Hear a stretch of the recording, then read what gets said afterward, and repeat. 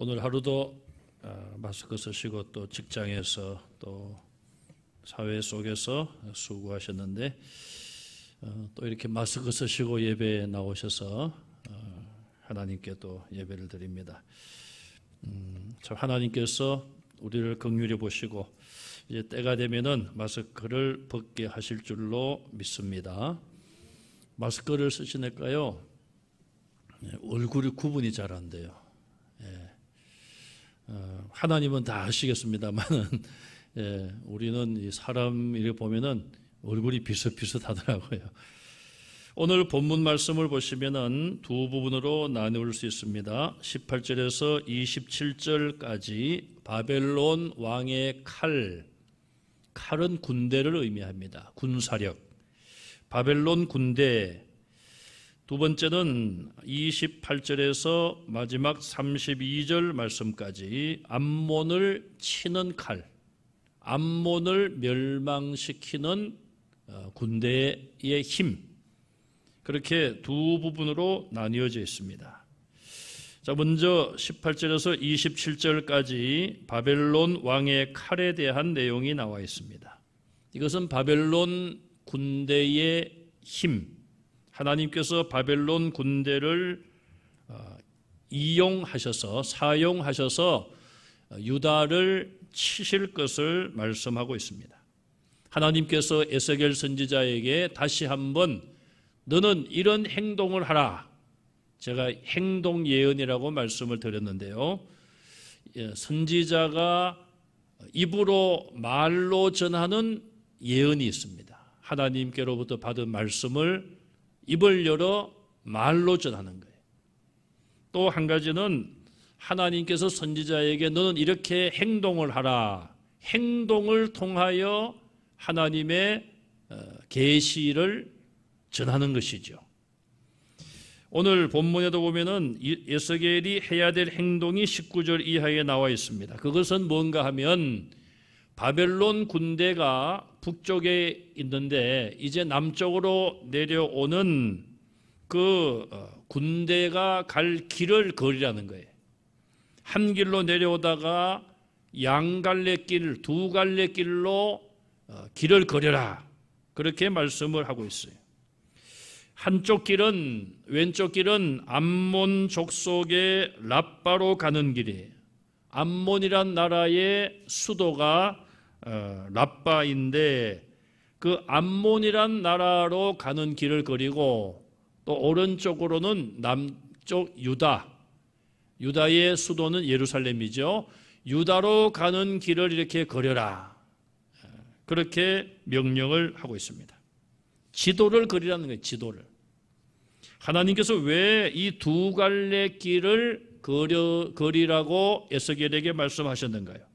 21절 이하에 보면 바벨론 왕이 군대를 이끌고 남쪽으로 내려오다가 두 갈래 길에서 왼쪽으로 갈 것인가 오른쪽으로 갈 것인가.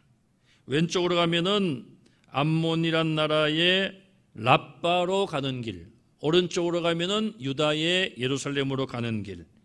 그 갈림길에서 이 바벨론 왕이 암몬을 칠 것인가 예루살렘을 칠 것인가, 그것을 결정한다는 것이죠. 갈림길에서. 우리 한국 사람들은 길을 가다가 갈림길에 나왔어요. 어디로 가야 될지 잘 몰라요. 그때 어떻게 합니까?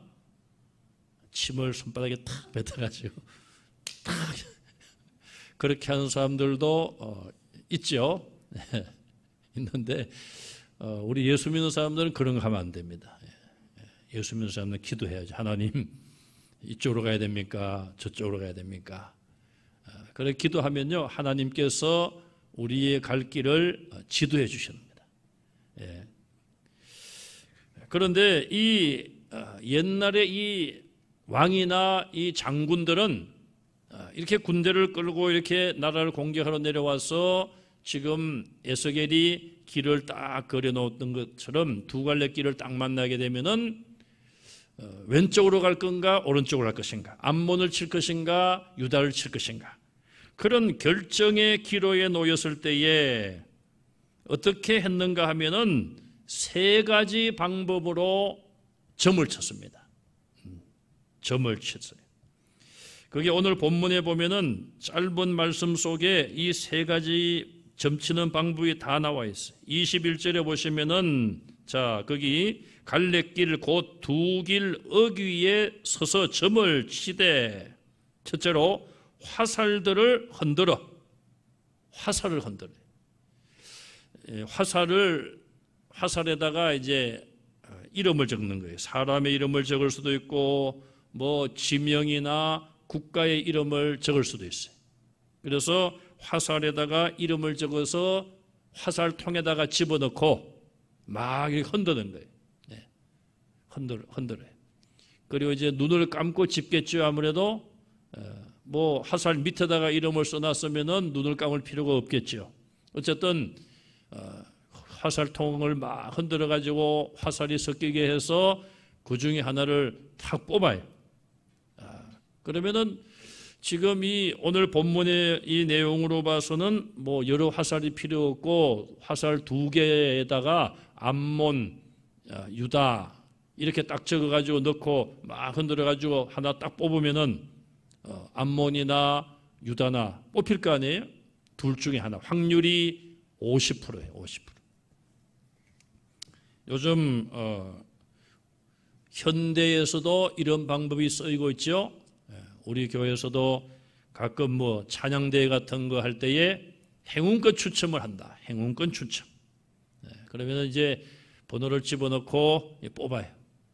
뭐 어떨 때는 1,000원짜리, 2,000원짜리도 걸리지만은 그래도 이게 기분이 1,000원짜리인데도 기분은 1,000원어치가 아니라 뭐 10만 원, 20만 원 딱 걸리면은 기분이 좋잖아요. 자, 어쨌든 화살을 넣고 흔들어서 뽑는 방법. 두 번째, 우상에게 묻는 것. 우상에게 묻고 그랬죠. 여기 우상은 주로 드라빔을 말하고 있습니다. 드라빔이라는 이 우상이 점성술을 사용할 때에 쓰였습니다. 이 드라빔은 매우 작은 우상인데 그 집안을 지켜주는 수호신으로 사람들이 생각을 했어요. 그래서 죽은 조상의 모습을 본따서 만들었다고 합니다. 창세기 31장 19절 이하에 보면은 라헬이 이제 자기가 친정집을 떠나면서 아버지의 이 드라빔이라는 우상을 숨기지 않습니까? 그래서 도둑질을 해서 이제 친정을 떠나는 그런 기록이 나와 있어요. 이 드라빔은 죽은 조상의 어떤 조상 영혼이라고 할까요? 그 조상 죽은 사람과 접해서 미래를 점치는데 이 드라빔을 썼다고 합니다.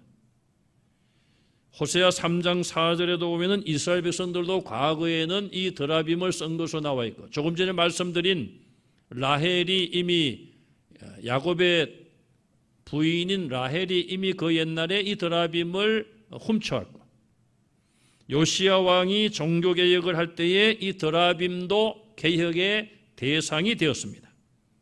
뭐 구체적인 방법은 잘 모르겠습니다만 어쨌든 이 드라빔이라는 우상을 이용해서 점을 쳤다고 합니다. 세 번째, 짐승을 죽이고 21절에 보면은 희생 제물의 간을 살펴서 제물을 바치게 하여 그 제물을 죽여서 그 안에 내장 중에 하나인 간 있죠. 간의 상태를 보고 어떤 점괘, 미래를 점치는 그런 방법을 사용했다고 합니다.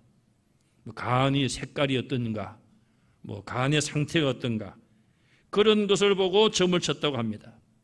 아마 여러분들이 그 외국 영화 같은 거 이렇게 보시면은 그런 게 있을 거예요.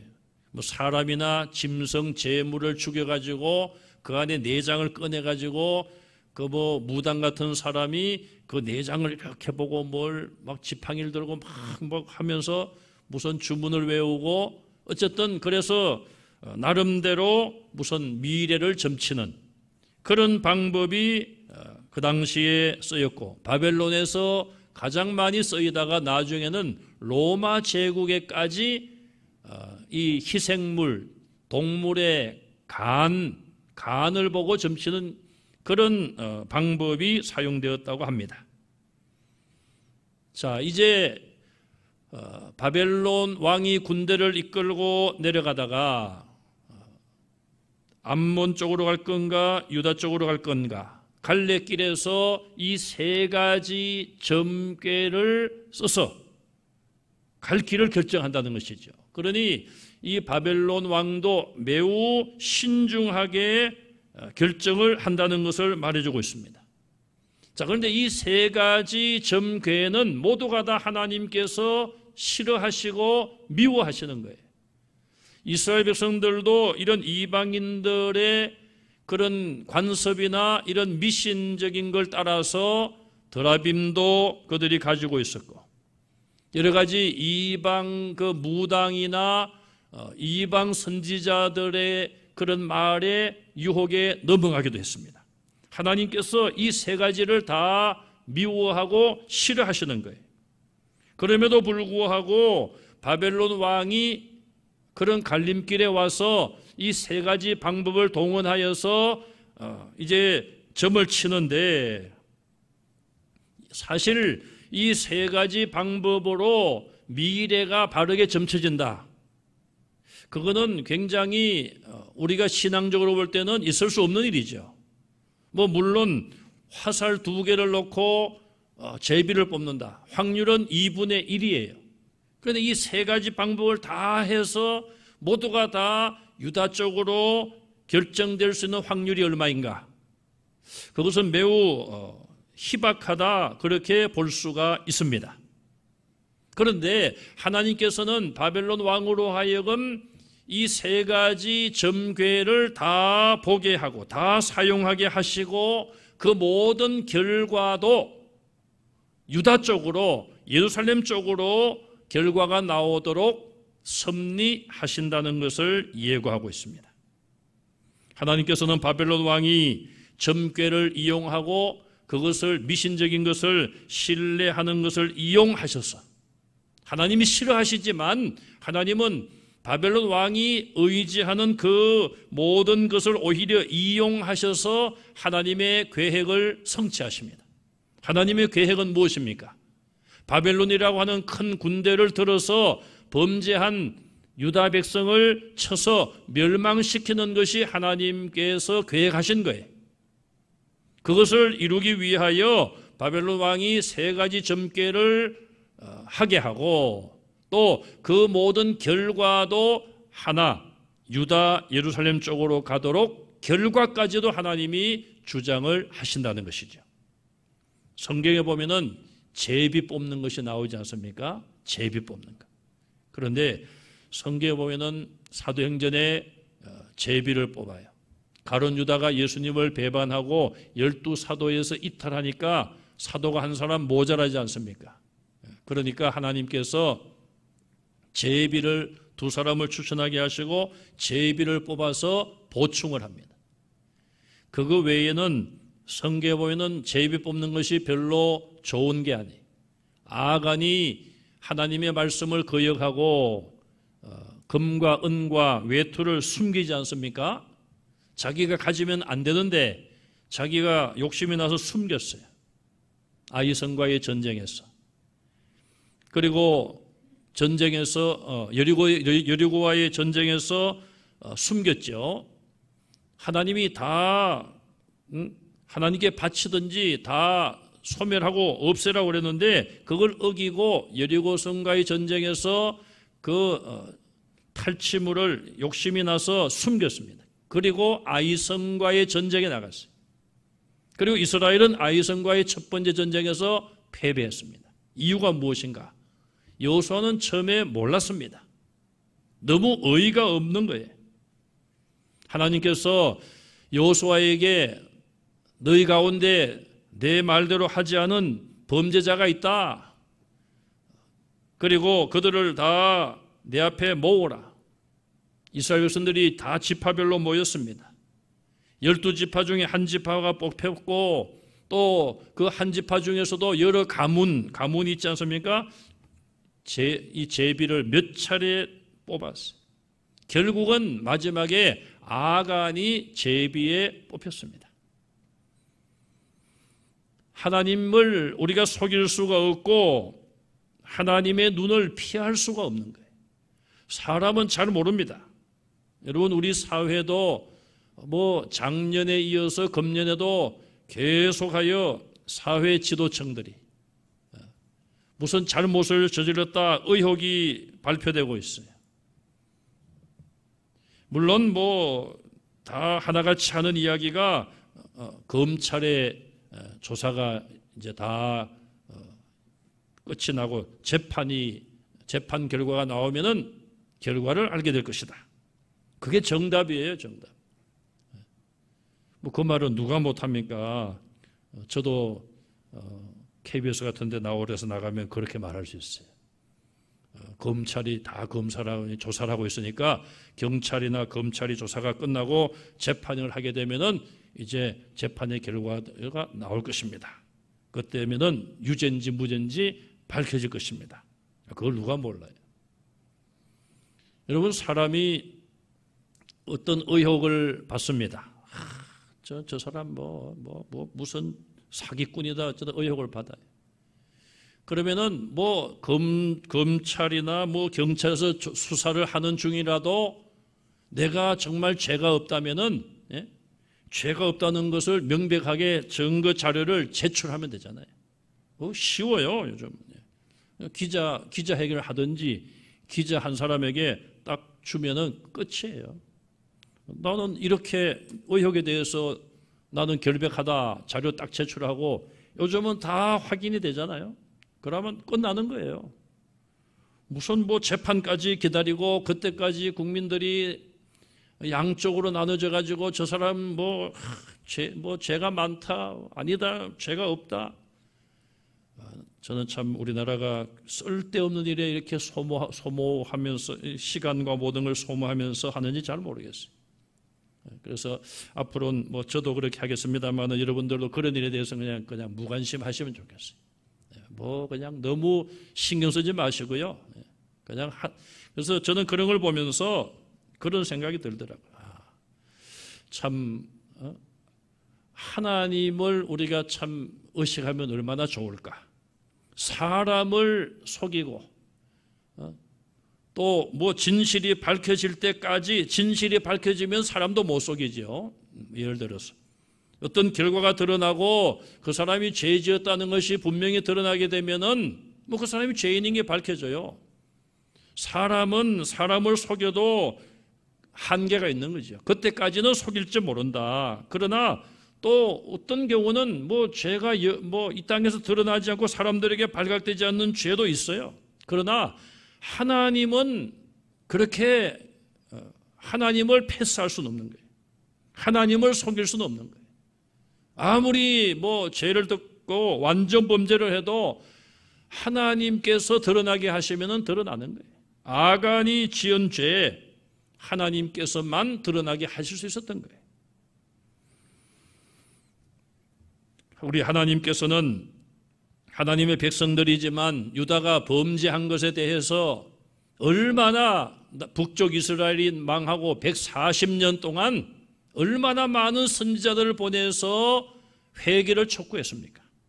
그러나 그들이 끝까지 회개하지 않으니까 하나님을 모르는 바벨론 나라, 바벨론 제국의 왕을 동원시켜 그 왕의 칼에 의하여, 왕의 군대에 의하여서 이스라엘 남쪽 유다가 멸망을 하게 하는 거예요. 22절에 보면은 바벨론 왕이 유다를 공격합니다. 옛날 고대 전쟁에 필요한 것들을 준비합니다. 공성태를 설치하고 토성을 쌓고 사다리를 세운다. 다 고대의 전쟁에 필요한 일들이. 이처럼 하나님의 택한 백성인 유다가 왜 이런 멸망을 당해야 됩니까? 가장 큰 것은 하나님 앞에 범죄한 거예요. 교만했고 우상을 섬겼던 죄. 두 번째는 그들이 바벨론과 약속을 해놓고 바벨론과 서로 평화 조약을 해놓고는 바벨론을 배반하고 왕이 애굽 나라에 가서 우리를 도와달라. 그러니 바벨론 왕의 입장에서는 유다의 왕이 배신한 거죠. 그래서 배신한 것에 대한 분노로 인하여서 바벨론의 공격을 받게 된 거예요. 이 모든 일들을 보면 하나님께서 모든 역사를 주관해 나가시는 것을 우리가 분명히 확인할 수가 있습니다. 자, 바벨론을 배반한 자들은 점괘가 잘못됐다, 그렇게 생각을 하겠지만 그게 아니죠. 하나님께서는 이 세 가지 점괘를 다 그들로 하여금, 바벨론으로 하여금 남쪽 유다를 결정하고 공격하도록 점괘 가운데도 하나님께서 역사하신다는 거예요. 그렇다고 해서 또 오늘 목사님 말씀 들어보니까 또 점치는 가운데서도 하나님의 역사가 또 있을 수 있다고 하시더라. 그렇다고 해서 또 무당에 점치러 가시면 안 됩니다. 하나님이 이렇게 하시는 거예요. 이거는 그건 우리 생각이고요. 나도 그러면은 어디 가서 점을 쳐볼까? 이거는 인간의 생각이고 인간의 선택이고, 오늘 본문에서 세 가지 점괘를 하나가 되도록 역사하시는 것은 하나님이 하신 일이라고 말이에요. 우리가 착각해서 안 되는 거예요. 바벨론 왕은 23절에 보시면은 그 죄를 기억하고 그 무리를 잡는다 그랬어요. 그 죄는 무슨 죄입니까? 바벨론과 조약을 맺고 국가 간에 약속을 맺어놓고 이것을 지키지 아니하는 가장 책임자는 왕이죠, 왕. 그래서 유다의 마지막 왕은 시드기야 왕이에요. 오늘 25절에 보면은 이스라엘 왕으로 표현하고 있어요. 이름을 밝히지 않고 그냥 직책만 말하고 있습니다. 이 에스겔서의 특징이 7장 27절에도 왕으로 말하고 있고 12장 10절에도 예루살렘 왕으로 표현하고 있고 19장 1절에는 이스라엘의 고관으로 말하고 있어요. 고유명사인 왕의 이름을, 시드기야라는 이름을 밝히지 않고 있습니다. 직책만 말하고 있어요. 결국 왕이라고 하는 이 중요한 직책에 대한 하나님의 심판을 말하고 있는 것입니다. 또 한 가지는 이스라엘의 진정한 왕은 메시아로 오실 분을 말하고 있어요. 그런데 이 시드기야라는 사람이 마지막 왕으로서 범죄하고 나라를 망하게 했습니다. 그러니 이 왕에 대한 인식이 좋지 않은 거예요. 메시아도 왕으로 오실 분인데 이 시드기야가 이스라엘의 왕이라고 하는 그 중요한 직책에 대한 명성에 대한 먹칠을 한 것이죠. 그래서 시드기야란 개인적인 이름을 밝히지 않고 이스라엘의 왕으로만 말하고 있습니다. 적군의 손에 잡힌 이스라엘의 왕의 최후는 25절에 보니까 내 날이 이르렀나니, 이스라엘의 왕의 날, 그의 승리의 날이 아니라 멸망의 날이죠. 죄악의 마지막 때라고 그랬습니다. 그가 계속하여 범죄했지만 이제 그 범죄도 더 이상 하지 못할 마지막 날이 오리라는 것이죠. 하나님께서 악인들을 심판하실 때에 때로는 악인들의 생명을 중간에 거두어 가십니다. 왜 그럴까요? 이제 더 이상 죄 그만 짓고 세상을 떠나라, 그런 의미가 상당히 있는 경우를 볼 수가 있습니다. 이스라엘의 왕이 잡히게 되면은 오늘 본문에 왕관이 제거되고 왕관이 벗겨진다. 높은 자리에 있는 자가 낮아지고 반대로 낮은 자가 높여지리라 말씀하고 있어요. 그동안 이스라엘은 모든 사회 질서가 거꾸로였습니다. 높임 받아야 될 자가 낮아지고 천대를 받고, 낮은 자리에 있을 자가 높은 데 올라가서 교만하게 행했던 것이죠. 자격 없는 자들이 지도자의 위치에서 왕노릇하고 또 높은 지휘자들로 군림했던 것입니다. 이제 하나님의 심판이 오게 되면 그 모든 잘못된 질서가 바르게 잡혀질 것을 말씀하고 있습니다. 자, 하나님께서는 27절 말씀에 내가 하나님이 직접 하신다는 거예요. 뭘 하십니까? 엎드러뜨리고 엎드러뜨리려니와. 여기 엎드러지게 한다는 표현이 3번 연속으로 나오고 있어요. 이거는 분명하고 확실한 변함없는 하나님의 진노의 심판을 말하고 있습니다. 자, 27절 중간에 보시면은 이것도 다시 잊지 못하리라. 이것은 뭐냐? 이런 일, 완전히 파괴되고 완전히 멸망될 일이 앞으로는 있지 않으리라. 앞으로는 언제를 말합니까? 얻을 자가 이르면, 마땅히 그것을 얻을 자가 이르면 그에게 주리라. 여기서 그러면은 마땅히 얻을 자가 누구인가? 그가 누구인가? 궁극적으로 보면은 장차 오실 메시아를 의미할 수 있습니다. 그래서 하나님께서는 이런 유다의 멸망에 대한 심판 가운데서도 한 줄기 소망의 빛을 약속하고 있는 것이죠. 오늘 우리는 캄캄함 속에 살고 있는 것 같습니다. 코로나19 사태가 시작되기 전에도 많은 미래학자들이 인류의 미래는 어둡다, 그렇게 예고를 했습니다. 그러다가 코로나19 바이러스 때문에 온 지구의 거의 200여 나라가 이 질병으로 인하여 두려움 속에 있습니다. 우리가 처음 중국에서 이 질병이 시작되었을 때만 하더라도 뭐 곧 사라지겠지. 우리나라에서도 이 질병이 시작될 때만 하더라도 한두 달이면 끝나겠지. 저도 5월 달에는 끝나겠지. 그렇게 생각하면서 하나님께 기도했어요. 그런데 우리가 6월을 접어들었는데 또 하루에 50명 가까운 확진자가 생겨나고 있습니다. 참 앞을 예측할 수 없는 여러 가지 부정적인 이야기가 나오고 있습니다. 그러나 이런 가운데서도 하나님께서는 반드시 한 줄기 소망의 빛을 우리를 위하여 비추고 계심을 믿으시기 바랍니다.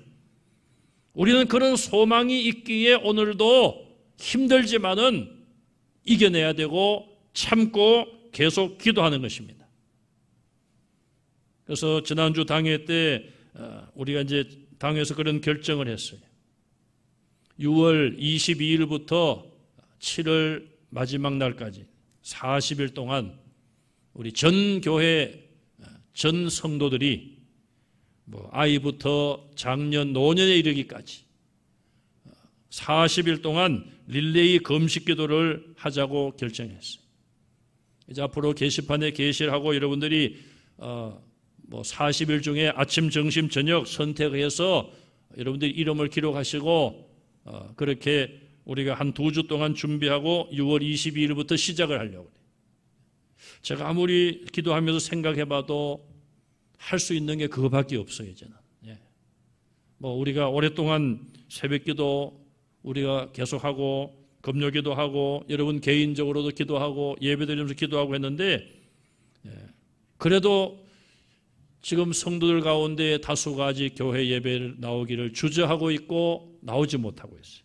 그래서 우리가 이제는 정말 이제는 마지막으로 우리가 금식하며 하나님 앞에 그렇다고 여러분 40일 금식기도 하라는 거 아닙니다. 40일 중에 이렇게 선택해서 하시라는 거예요. 그러나 온 성도들이 정말 40일 동안 힘써 부르짖고 기도하자는 것이죠. 우리가 열심히 믿음으로 기도하면 우리의 소망이 현실로 바뀔 줄로 분명히 믿습니다. 그 다음에 28절에서 32절에 보면 암몬을 치는 칼이 나옵니다. 이 암몬과 모압은 롯이 그의 2 딸과 근친 상관을 통하여 태어난 형제가 이룬 나라가 모압과 암몬이에요. 자, 이 본문에 나온 이 암몬이란 나라는 이스라엘과 늘 다투어 왔습니다. 역사 속에서 늘 사실 올라가 보면은 이스라엘과 아주 가까운 그런 관계 아닙니까? 아브라함과 롯의 후손이니까. 그런데 어쨌든 굉장히 나쁜 감정을 가지고 여러 시대에 걸쳐서 이스라엘과 싸우기도 하고 대적 관계에 있어 왔습니다. 그럼 하나님께서는 이런 나라는 어떻게 하시는가? 이런 나라에 대해서도 하나님께서는 때가 되면은 그들을 쳐서 멸망시키신다. 그렇게 말씀을 하고 있습니다. 29절에 보시면 암몬의 허무한 것을 보는 죄, 거짓 복수를 하는 죄를 지적하며 그들의 죄악의 마지막 때가 이르렀다고 말하고 있습니다. 앞에서 남쪽 유다도 죄악의 마지막 때, 이스라엘 왕의 제2의 죄악의 마지막 때가 왔다. 오늘 여기 암몬에 대해서도 죄악의 마지막 때가 이르렀다. 두 나라 다 멸망할 것을 예고하고 있습니다. 31절에 때가 되면 하나님께서 암몬에 대해서도 직접 하나님의 분노, 진노의 불을 암몬에게 뿜게 하시고 암몬을 짐승 같은 자 곧 멸하기에 익숙한 자들의 손에 넘기신다고 말씀을 하고 있습니다. 에스겔서 21장 말씀을 요약해 보면 하나님께서는 하나님의 백성인 것을 자랑만 하는 자들에 대해서도 심판할 것을 경고했습니다. 혈통적으로 우리는 아브라함의 후손이고 하나님의 선택받은 자들이다. 그것만 자랑했지 그들이 하나님 말씀대로 살지 못했을 때에 하나님께서는 택한 백성도 아끼지 아니하시고 심판하심을 말씀하고 있어요. 오늘 우리는 무엇을 자랑해야 되겠습니까? 예수님의 십자가만 자랑하고 예수의 이름만 높이는 성도들이 되시기를 바랍니다. 그리고 우리는 하나님 말씀대로 순종하며 나아가야 됩니다. 두 번째로 하나님은 하나님의 말씀을 반드시 지키시고 이루시는 분이에요. 마지막 남은 하나님의 약속이 있다면 예수님의 재림이에요. 천국입니다. 마지막 이 약속도 반드시 성취됨을 믿으시고 주님 만날 준비하는 성도들 되시기를 바랍니다.